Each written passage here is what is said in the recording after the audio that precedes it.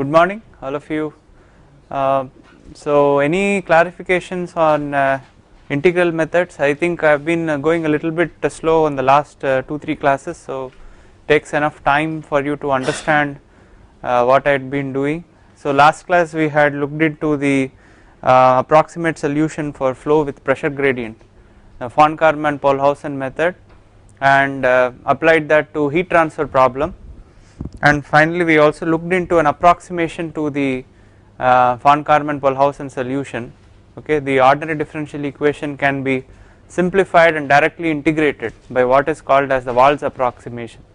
Okay, so there he has plotted h of k as a function of k and found that is a very linear curve, and he has given the approximate profile for the linear curve, and that's what, if you use it, becomes much straightforward to integrate the equation to get the momentum thickness. Okay, so once you get the momentum thickness, from there you can get your other thicknesses like displacement thickness and boundary layer thickness, which are required to calculate the average flow properties like skin friction coefficient. And the same way you can solve the heat transfer problem, and in the heat transfer problem you will get an ordinary differential equation for zeta, which is the ratio of your thermal boundary layer thickness to momentum boundary layer thickness. Once you have the expression for momentum boundary layer thickness, so therefore you can calculate your average integral heat transfer quantities like heat transfer coefficient, and therefore you can get the expressions for Nusselt number. Okay, so this is the standard procedure for all the solutions, whether it is similarity solution or integral solution.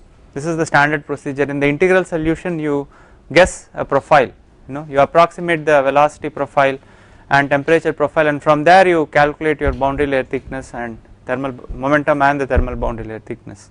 Okay, whereas in the case of similarity solution you have to solve the ordinary differential equation numerically by some shooting technique or whatever and get the curvature at the wall, and from there you can get the other properties such as skin friction coefficient, and also you can get your boundary layer thickness and other thicknesses, and for heat transfer you can also get the slope of the temperature profile at the wall, and from there you can calculate your expression for heat transfer coefficient and Nusselt number.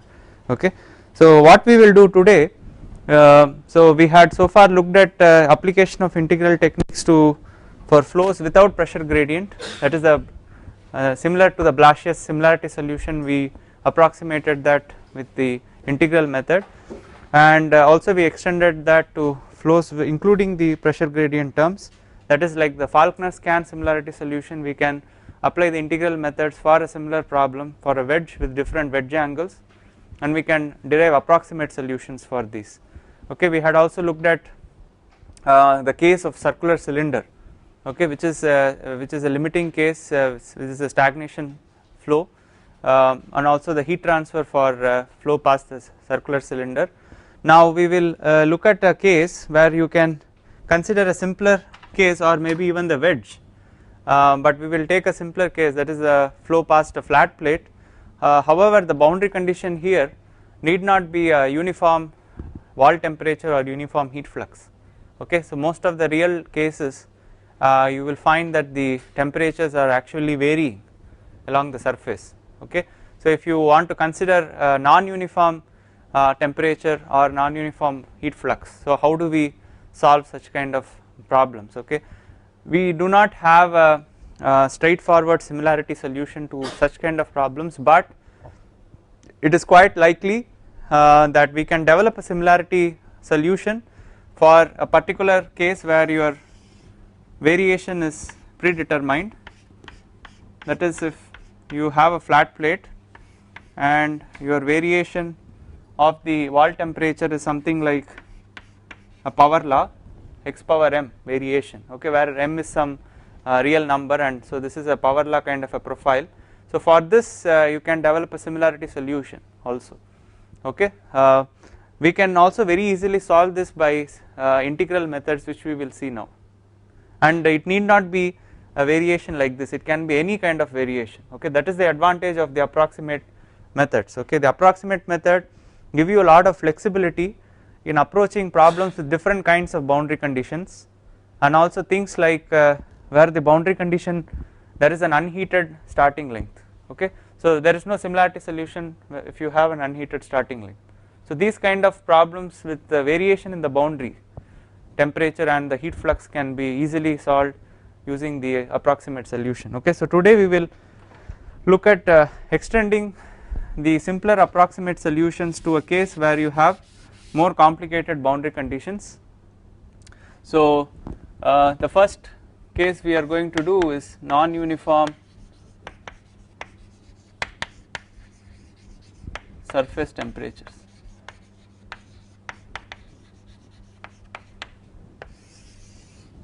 Okay, so here you can consider flat plate where your temperature is varying in an arbitrary manner.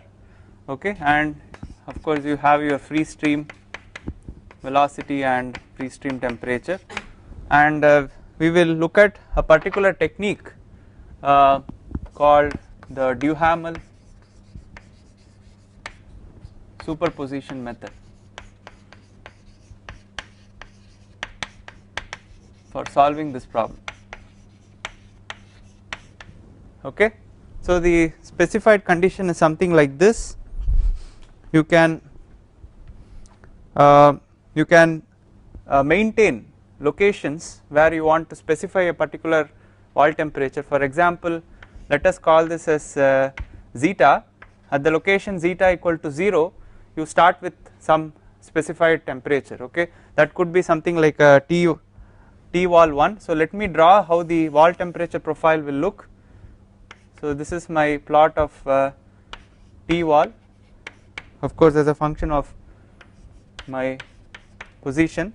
So at this particular location zeta equal to 0, I will have, for example, a piecewise constant value of wall temperature which is T wall 1. Okay, so this is existing till a value of zeta which is equal to zeta 1. Okay, so like this I will have multiple piecewise constant values of surface temperature. Okay, so this is a simpler case to begin with. Of course your actual variation need not be piecewise constants, it can be a gradual variation, smooth continuous variation. Okay, so like this we can look at temperatures which are successively increasing, the wall temperatures which are successively increasing in a piecewise constant manner.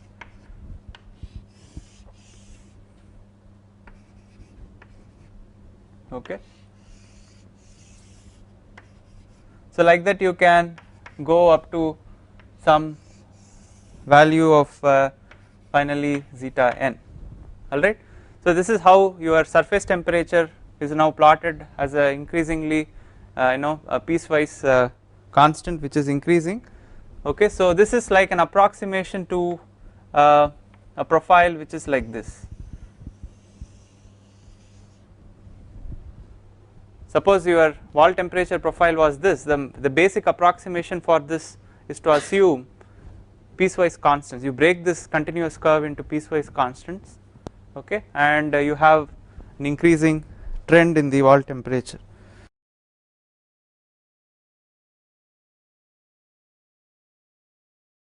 Okay, so for this how do we approach the problem? Okay, thankfully the equation that we are solving, the energy equation, is linear once you know the corresponding velocity profiles.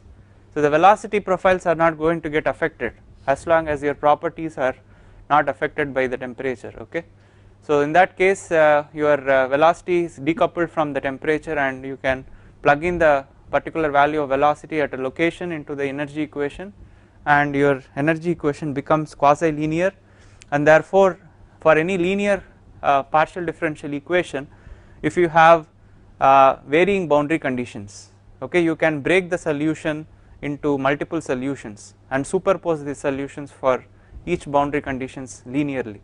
Okay, so the resulting solution is a linear combination or linear superposition of multiple solutions, each corresponding to a different boundary condition. Okay, so if you solve by method of separation of variables, you will know that for example the heat conduction problem, okay, the method of separation of variables will work if you have for example homogeneous boundary conditions in 3 directions and one non-homogeneous boundary condition. Okay, for example in conduction case you will maintain this at some high temperature and the remaining 3 sites, or maybe you can assume that or you can non-dimensionalize the temperature in such a way that the non-dimensional temperature is 0.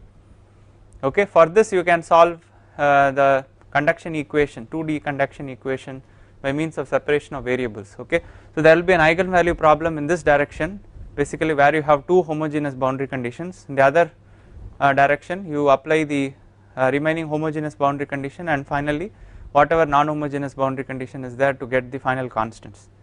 Okay, but if you have non-homogeneous boundary conditions on all the 4 sides, so how do you solve this problem?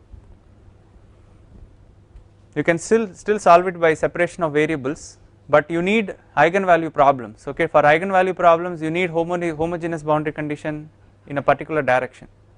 So to do that, if suppose these were non-zero, okay, this was something like TC1, TC2 and TC3 which were not 0.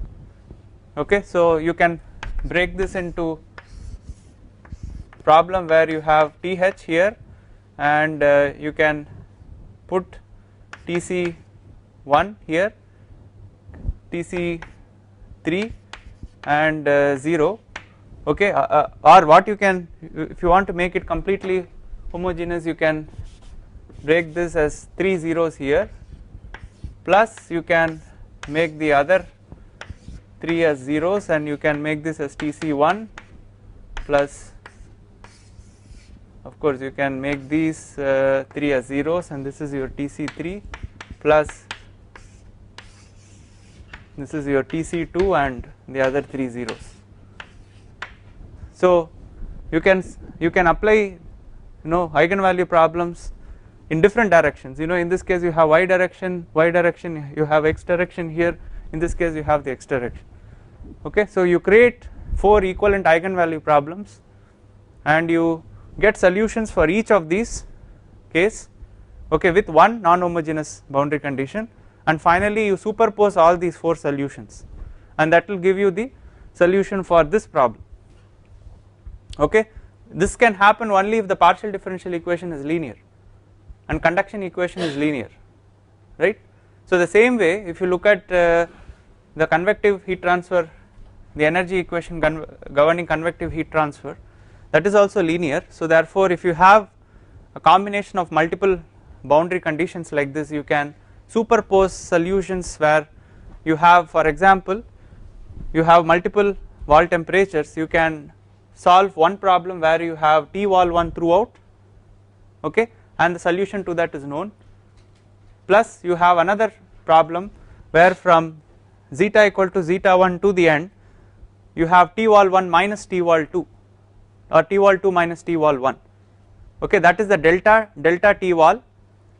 So that is applied to the entire plate, and again you know the solution for that, and from zeta equal to zeta 2 till the end, so that is you have T wall 3 minus T wall 2. So like that you keep on applying successive delta and you apply that as your boundary condition and you solve the problem. Now if you do that, you have individual solutions where you have an unheated starting length and then the rest of the plate where you have a uniform temperature. Okay, so like that you break up the problem into multiple boundary conditions and then you get the solutions, you already have the solution, so you add them, you superpose all the solutions together and that will give you the solution for this problem. Okay, that is why it is called as a superposition method. Okay, so this is also called the Duhamel method. So let me indicate this as T wall 2, this is T wall 3, T wall 4 and so on. So this is your T wall n minus 1. Okay, okay, let me call this as T wall n. Okay, so the solution for these is, anyway you have to solve the energy equation.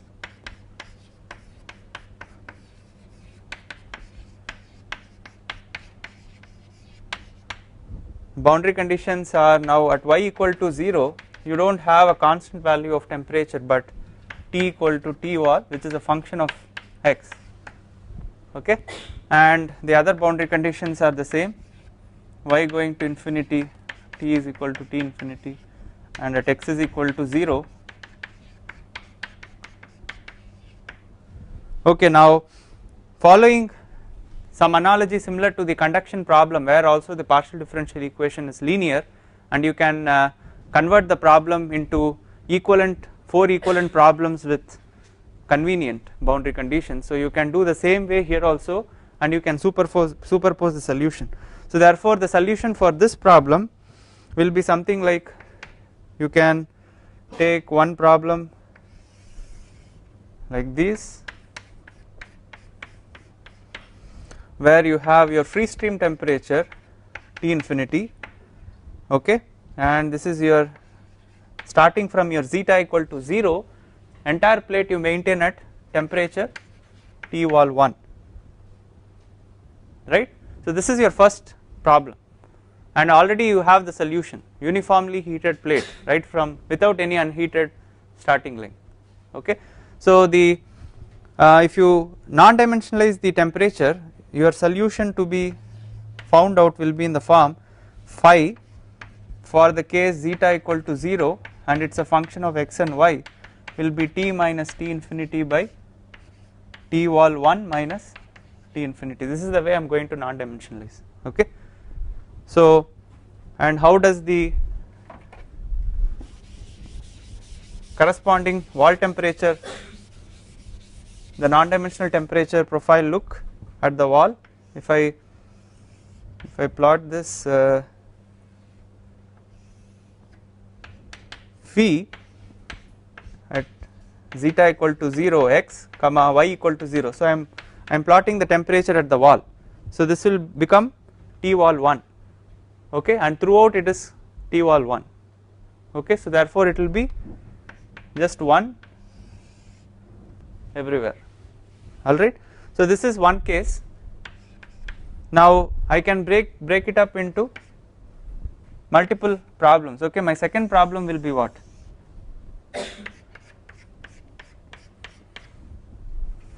So now I have solved one problem where everywhere it is T wall 1, but now you can see from zeta equal to zeta 1 to zeta 2 it is T wall 2. So now what is the next problem that I have to solve? Okay, so to do that, what should I do? Now I should not solve for any heat transfer problem till zeta 1 because I already have solved it here, okay. So I should maintain what is something called as the unheated starting length till zeta 1, right. And what should be the free stream velocity that I should take so that there will not be any heat transfer here? Now this is already at T wall 1, okay. So I have to choose a free stream velocity such that there will not be any heat transfer so that this remains unheated. So what is that free stream velocity that I have to take? I cannot take T infinity. If I take T infinity, the T infinity is different from T wall 1.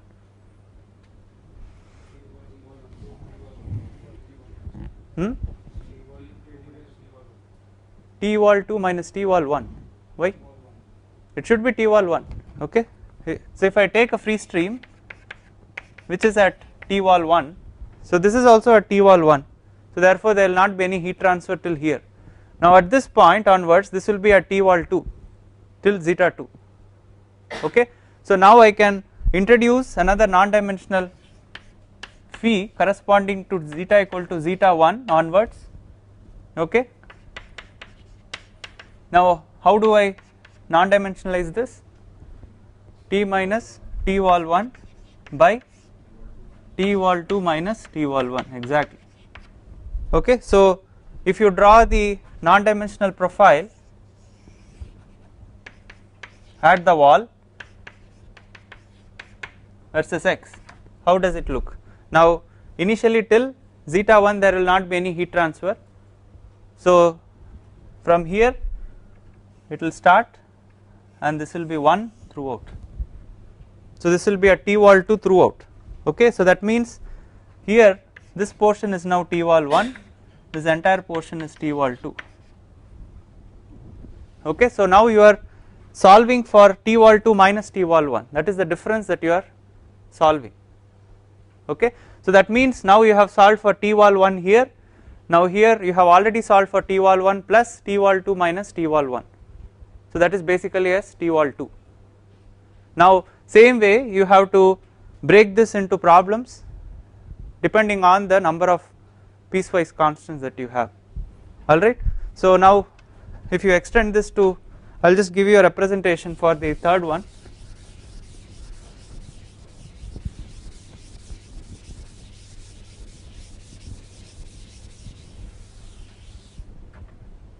So this plus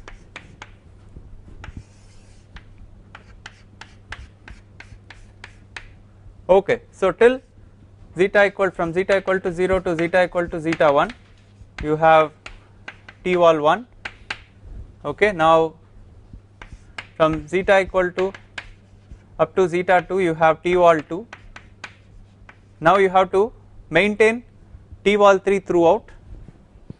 Okay, so to do this again we assume a free stream velocity where you are maintaining everywhere as now T-wall2 and your free stream, not everywhere, I am sorry, from zeta equal to 0 to zeta equal to zeta 2 as T-wall2 and your free stream velocity is now T-wall2.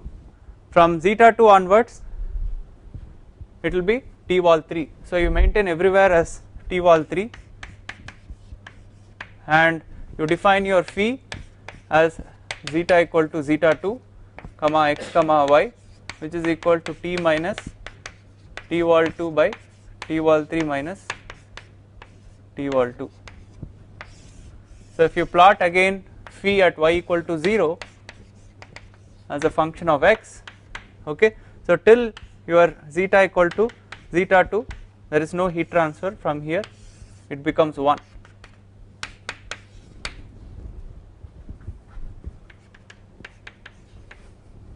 Okay, so this is how you get different solutions.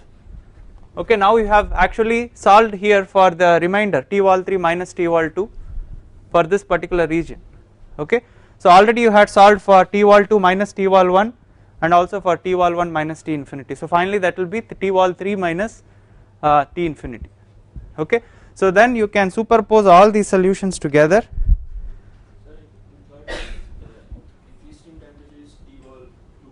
Yes. But there will be heat transfer in zeta to 0, zeta at 0 to zeta is equal to 1 because temperature is different from the wall temperature. Yeah, so you have to maintain this at T-wall2 throughout because you have already solved for this till here. You are not interested in this region. Okay, so you maintain this entire region at T-wall2 and then this will be from T-wall3. So here also you have already solved here. Okay, so you do not need any solution, the solution is already there, that is this solution. Till this region you already have solution from this, so you do not have to solve for anything here. So you maintain a unheated starting length forcibly by maintaining the free stream temperature and this the same way here. Okay, so you already have solved from here to here, so you maintain a same temperature equal to the free stream temperature so that there is no heated length. Okay, so therefore you define your phi in generic terms as T minus T wall zeta n minus 1 by T wall zeta n minus T wall zeta n minus 1. This is your generic formula for defining your non-dimensional phi. Okay, so where for example if n equal to 1, so that is basically that is your zeta 0, that is this first case. Okay, n equal to 2, that is your second case, n equal to 3 will be this particular case. Okay, so this is a generic formula how you are defining your non-dimensional temperature. Okay, and the non-dimensional form of the energy equation will be u d phi by dx plus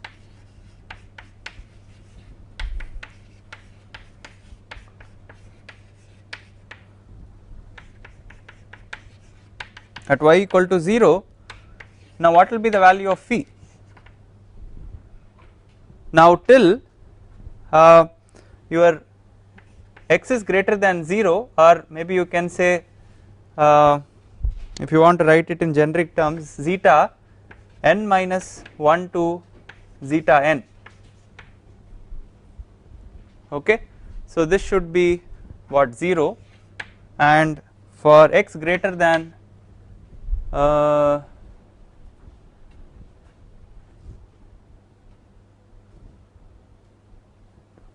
yeah, so for x greater than or equal to zeta n, it should be 1.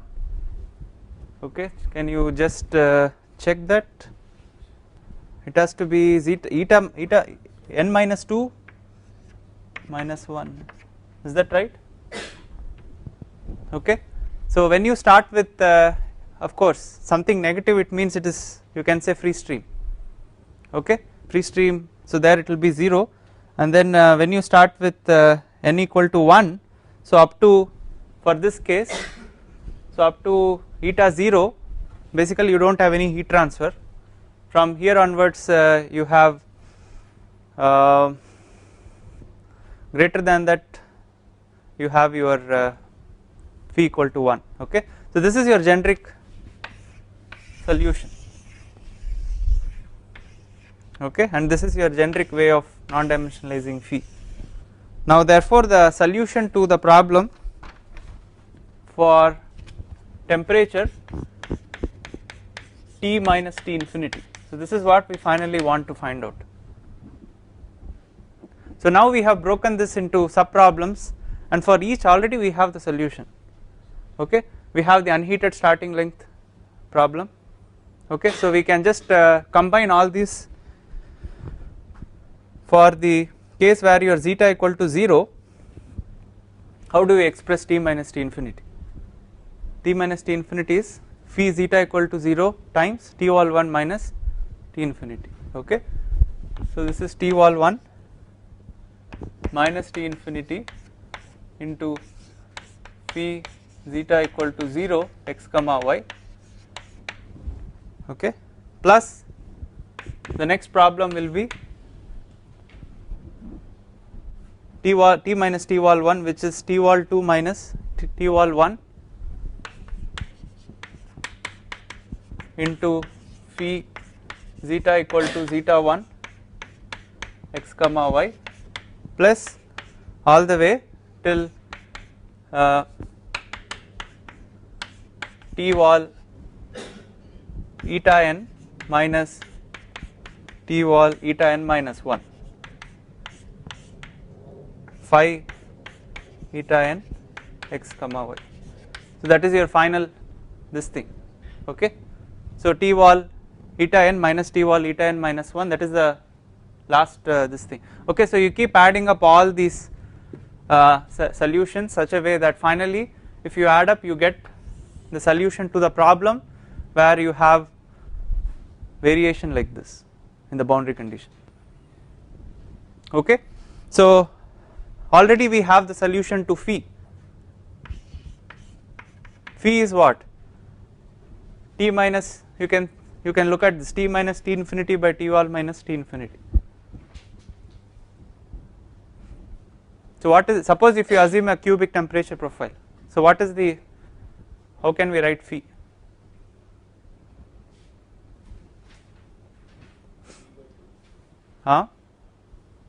Suppose you assume cubic temperature profile, you non-dimensionalize it, y 1 minus,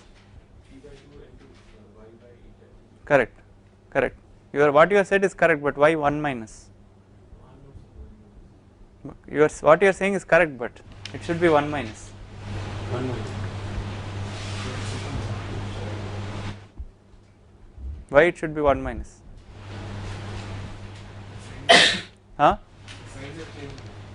Signs have changed, no. How did we define the non-dimensional temperature theta when we were fitting a cubic profile? T minus T wall by T infinity minus T wall. So my phi is what? So that should be 1 minus theta, right? So therefore what it should be 1 minus 3 by 2 y by delta t plus 1 by 2 y by delta t the whole cube, correct. So this is the profile satisfying the condition x greater than or equal to zeta n minus 1, right. So this is the corresponding wall temperature, so uniform wall temperature, correct. Corresponding to that, this is the profile in the boundary layer, thermal boundary layer. Now I already know the solution, so only thing I have to now linearly combine all the solutions, that's all. And how do you check that, how do you know that this is the correct solution, correct for way of superposing the solutions? How do you verify that?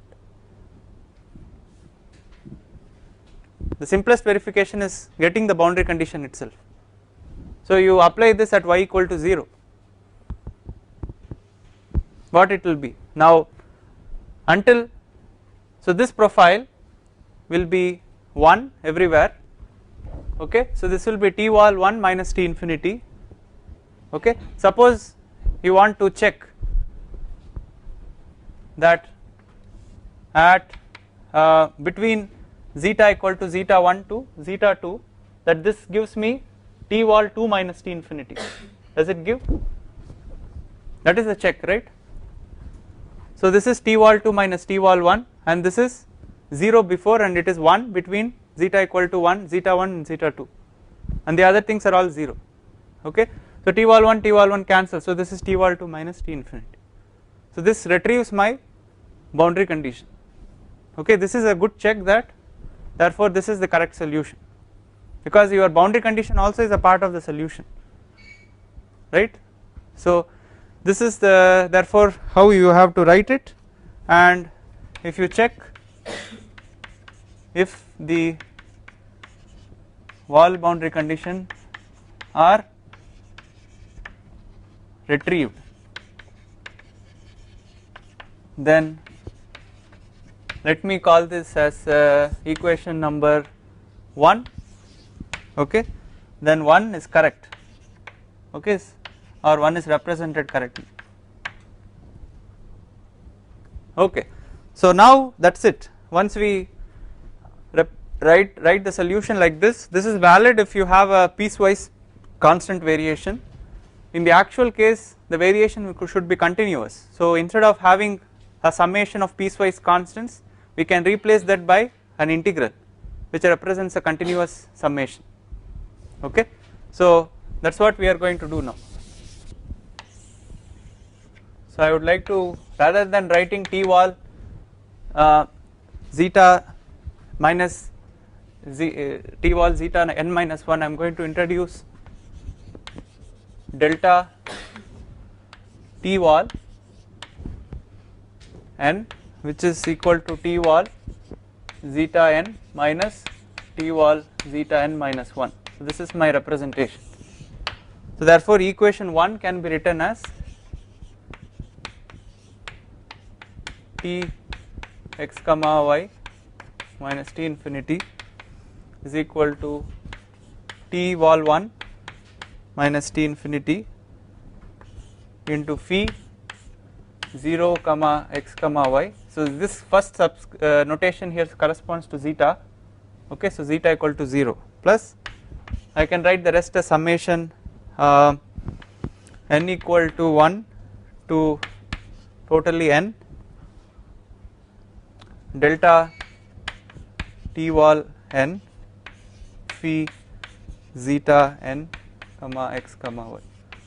So the rest of them I am just summing over those n number of discrete intervals, okay. So that I can put under a big summation like this, is that right?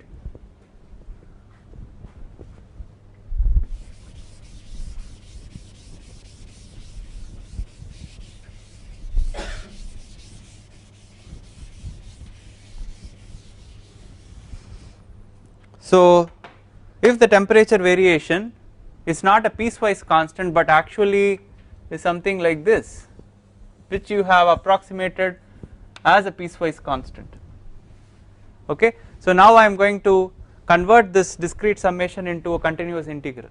Okay, that's all I need to do. So for wall temperature variation,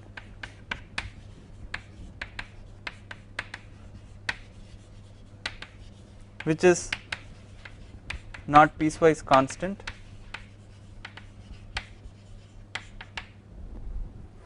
but continuous, so that is either linearly increasing or not linearly, it is continuously increasing or decreasing. You can rewrite this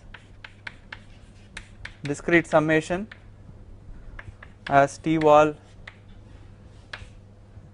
zeta equal to 0 minus T infinity into phi 0 comma x comma y plus integral 0 to x phi x zeta x y. Now how do I write this in an integral? Delta t. So I am going to write this as d t wall by d zeta, which is the dummy variable d zeta. Okay. So all I am doing is I am converting this discrete summation into a continuous integral. So if I have a finite slope and the slope is continuously varying with the location, okay, so all I need to do is get the slope of the wall temperature variation with respect to eta zeta, and that will be used here. Okay, so this is also called as the Duhamel's superposition integral. Okay, let us call this as number 2. This is referred to as the Duhamel's superposition integral. Okay, so the general superposition which we discussed above is a general method, and usually it is applied where you have this discrete piecewise constant kind of approximation. If you don't make that but directly you put the slope of the wall temperature variation as a continuous variation, if you do that, then the resulting expression is called the Duhamel's integral method. Okay, so now once you know the local variation of the temperature, now we can calculate all the other things like the wall heat flux, for example. So now for example in this case we had varied the wall temperature, and now for the varying wall temperature case we want to calculate what is the corresponding variation in the wall flux. The wall flux also varies, right? So it is not a constant anymore, the wall flux also keeps varying with the x location. So we can calculate and write an expression for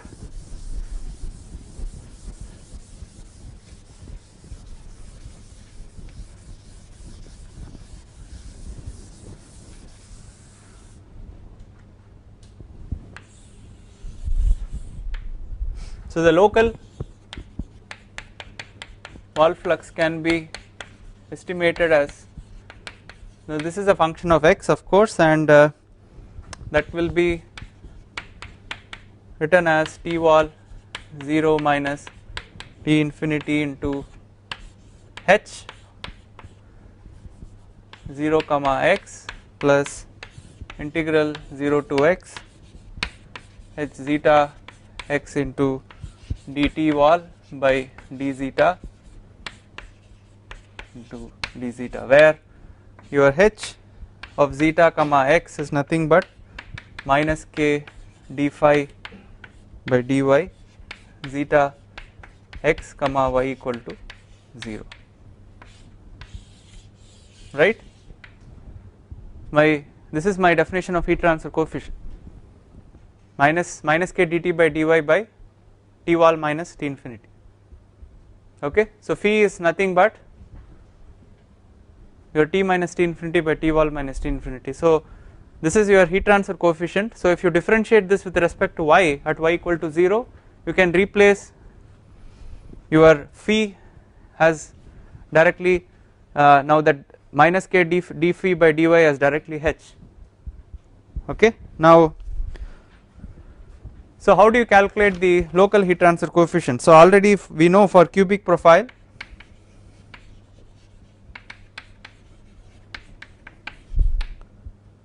my d phi by dy at y equal to 0. What is the value? Minus 3 by 2 delta t. Okay, so also I know the delta t. Okay, so how do I know that? Because delta t is equal to delta into zeta.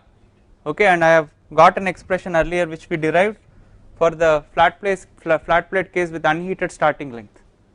Okay, so that comes out as 0.976 by Prandtl number to the power 1/3 1 minus, so the unheated starting length there was assumed as x naught. In any generic case where you know the location of the unheated starting length, you can replace that x naught by the z here, the whole power 3 by 4, the entire thing raised to the power 1/3, right. So this was what we derived for flat plate with unheated starting length. So this has to be substituted into this expression to calculate the heat transfer coefficient, and so do you remember how that comes out?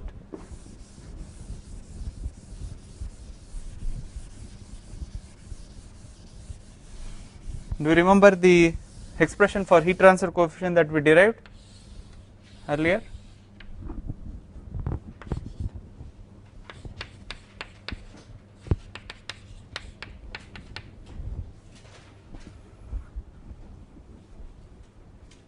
After we substitute this and also for delta we can assume a cubic velocity profile, and we got an expression in terms of Reynolds number, right.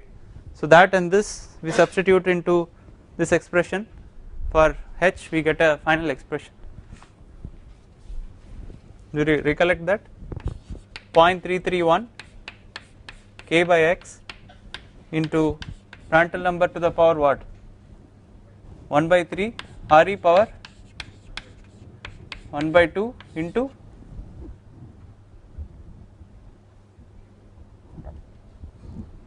one minus zeta by x the whole power 3 by 4, the entire thing power minus 1 by 3. This is what we had derived. Alright. So therefore you substitute this value of h into this expression. Now h is a function of zeta. Okay, so that zeta will tell you what is the unheated starting length for that particular problem.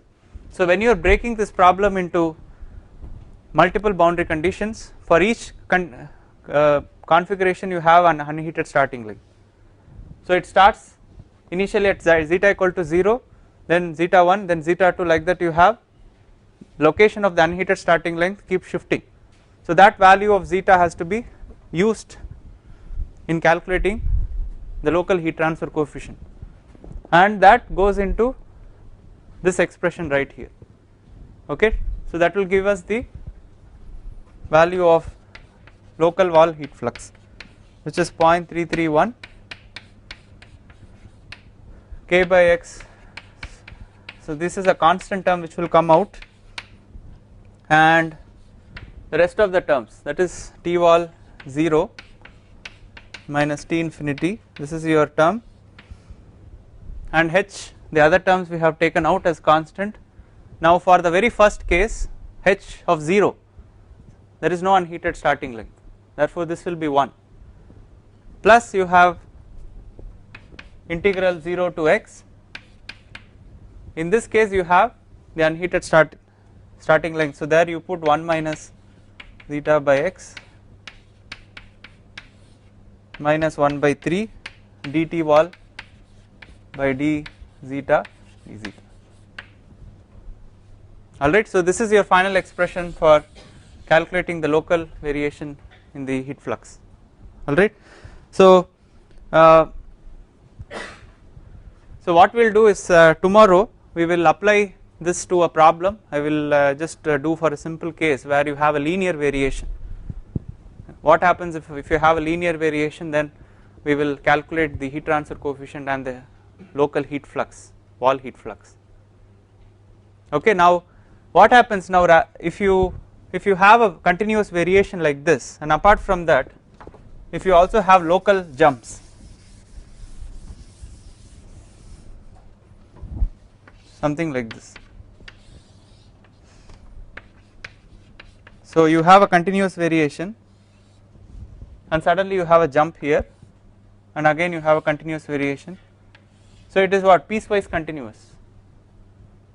Okay. So in such a case you know the location of these jumps may be at zeta 1, zeta 2, or so the same expression, plus you have to account for these jumps, local jumps, local discontinuities. Okay. So then your expression for q wall double prime will be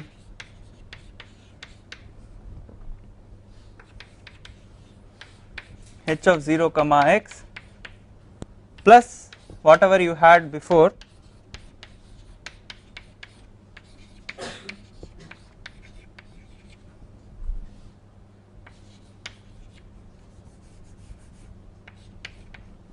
plus what should you do? So this is the same as this, correct? Now additionally you have this local discontinuity. So what you should do to account for that? So once again that becomes locally discrete. So then you have to make this again discrete. This becomes h into delta t. For continuous variation we replace the discrete representation with the continuous thing. Now once you have a discrete jump, once again you will have to replace this integral with a summation. Okay. So summation, suppose you have say k number of jumps. Okay, I am going to go from I equal to 1 to k delta t wall into h,